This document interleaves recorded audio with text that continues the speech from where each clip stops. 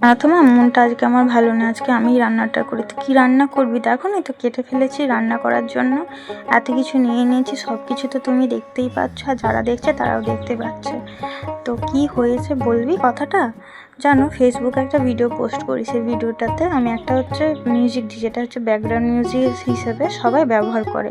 হঠাৎ আজকে পোস্ট করতে দেখলাম আমার না ওটাতে ক্লেম দিয়েছে, মানে যার অরিজিনাল ভিডিও মিউজিক, সে আমাকে ক্লেম করে দিয়েছে। তো সেখান থেকে আমার নোটিফিকেশান আসে, মনটা খারাপ হয়ে যায়। ভাবো, মনিটাইজেশন চ্যানেল সেটা যদি এরকম হয়, তাহলে খারাপ লাগবে না? সরি, চ্যানেল বলছি, ফেসবুক। তো আমার এই প্রবলেমটা আমি সলভ করতে পারিনি, তাই এরকম বড় মাছের মাথা নিয়ে আজকে ওই জন্য তোমাকে বললাম তুমি রান্না করো না, যে গ্যাসে আমি রান্না করছি, তো সেই রান্নাগুলোই দেখতে থাকো। তাহলে কী করে রান্না করছি কেন, তুমি যে পদ্ধতিতে রান্না করো সেম আমি ওইভাবে রান্না করছি, কারণ তোমার রান্না তো আমার ভালো লাগে, বিশেষ করে তুমি যেভাবে আদাটা দিয়ে রান্না করো। তোমার কুমড়োটা আমার প্রথম থেকে খুব ফেভারিট, কারণ কুমড়ো খেলে নাকি চোখে জ্যোতি বাড়ে। এটা মিথ্যে নাকি সত্যি যায় না, যেদিন থেকে কুমড়ো খাওয়া আরম্ভ করছে সেদিন থেকে আমার চোখে চশমা পড়ে গেছে। তো যাই হোক, আমি রান্নাটা তোমার মতো করছি, তুমি দাঁড়িয়ে দেখো। আর এরা কত চিৎকার করছে দেখো, আমার একদমই ভালো লাগছে না, সবসময় যখনই ভিডিও করে চিৎকার করছে। আর তুমি দেখো, তুমি যেমন মশলা আলাদা করে কষিয়ে রান্না করো, আমি কিন্তু সেটা করব না, এক তেলে পুরো মশলা মানে কষানোটাও সারবো, কারণ এক্সট্রা করে যখন আমি তেল দিয়ে রান্না করি তখন ওটা বেশি তেল খাচ্ছে, সেই জন্য কম তেল দিয়ে রান্না করছি। দেখো, তুমিও শিখে নাও, এরকম মাঝে মধ্যে রান্না করে খাওয়াবে। আর তোমার স্পেশাল আদা কুড়িয়ে যেটা রান্না করো, সেটা তো দারুণ লাগে, দারুণ। যাই হোক, রান্নাটা করছি, তুমি কথা বলো, আমার ভালো লাগছে। আরে মন খারাপ করে কী হবে, সবই ঠিক হয়ে যাবে। তুমি ভাবো, এমনিতেই আমার মনিটাইজেশন হওয়ার পর থেকে যেন কারো নজর লেগে গেছে, কেউ তো চায় না এমনি কত কিছু আমাকে শুনতে, আমার আর ভালো লাগে না, আর মনে হয় এখান থেকে কোথাও চলে যায়। কাজটা তো বন্ধ হয়ে গেছে, কি করব, তোমার ওই পরিস্থিতি, তুমি তো তবুও রয়ে যাবে, কিন্তু আমার আর ভালো লাগছে না এখানে আর। আদা কোরানোটা দেখা, এই তো দেখাচ্ছি মা, আদা কোরানোটা দেখো, এটা আদা কোরানো। আর আদা কোরানো মানে আদা ছুলে দিয়েছে, আর এটা না জাস্ট শুধু রান্নায় একবার দিয়ে দেখবে, সেই রান্নার টেস্ট সম্পূর্ণভাবে আলাদা হয়ে যায়। আর এদিকে কিডো আমার কাছে বসে আছে, কারণ বসে আছে, ও না একটু মাছ খেতে পছন্দ করে, মাছের মাথার যে একটা মানে ঘিলু থাকে, ওটা ওর একদম খুব ফেভারিট। মানে ওটা যদি তুমি ওকে খেতে দিয়ে দাও, একদম খেয়ে একদম মন হ্যাপি হ্যাপি হয়ে যাবে। যাই হোক, মুডটা ঠিক করে রান্নাটা আবার শুরু করি, রান্নাটা এখন করছি, মুডটা ঠিক করে নিই, আমার আর ভালো লাগছে না।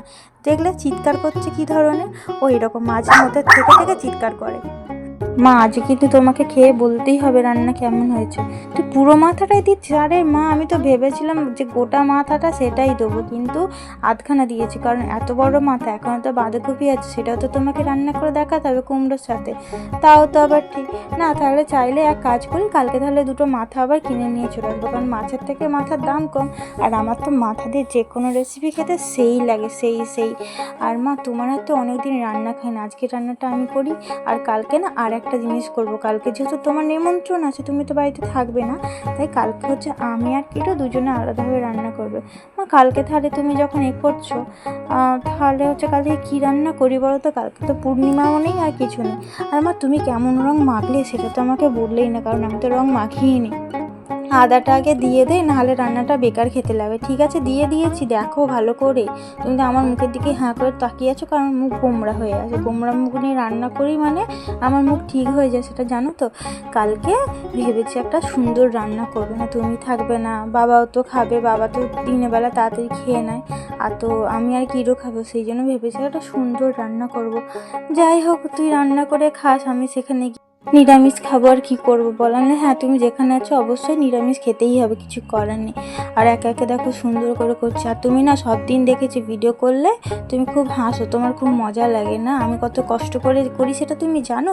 যাই হোক, বেকার কেন কথা বলছো বলো তো? কালকে কি হবে, এখনও কত কিছু পড়ে আছে, সেগুলো রান্না করতে হবে, নষ্ট হয়ে যাবে। সয়াবিন কিনে নিয়ে এসেছি, কবে রান্না করবে এত কিছু?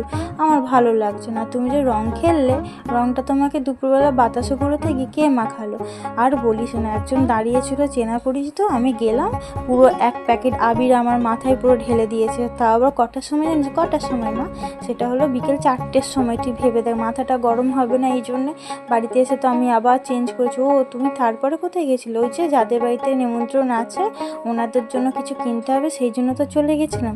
কার সঙ্গে গেছিলে? মা না, তুমি তো আমাকে বললে যে তুমি আমাকে নিয়ে যাবে, আমাকে যেতে বলে, আমি তো গেলাম না। তুমি তো আবার বললে ঠিক আছে যেতে হবে না, ছাড় আমি কিছু ব্যবস্থা করছি। তুমি কার সঙ্গে গেছিলে?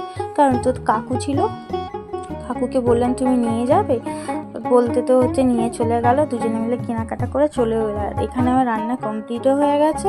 আর মাকে বলছি মা এবার টেস্ট করে দেখি কেমন হয়েছে রান্নাটা, দেখো তো রান্নাটা কেমন হয়েছে। দেখতে তো তা মোটামুটি হয়েছে, একটু সাদা মাটাই হয়েছে, কিন্তু দেখো একটু লঙ্কা, এক টুকরো আলু, এক টুকরো কুমড়ো আর একটুখানি দেবো মাছের মাথা থেকে ভাঙা মাছ, ভেঙে একটু মুখে তুলে দেখলাম, কি অপূর্ব স্বাদ জানো।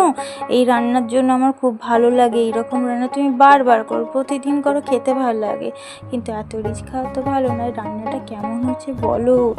আমি তো ভুলেই গেছিলাম, নিজে রান্না করে আবার নিজের রান্নার নাম করছি।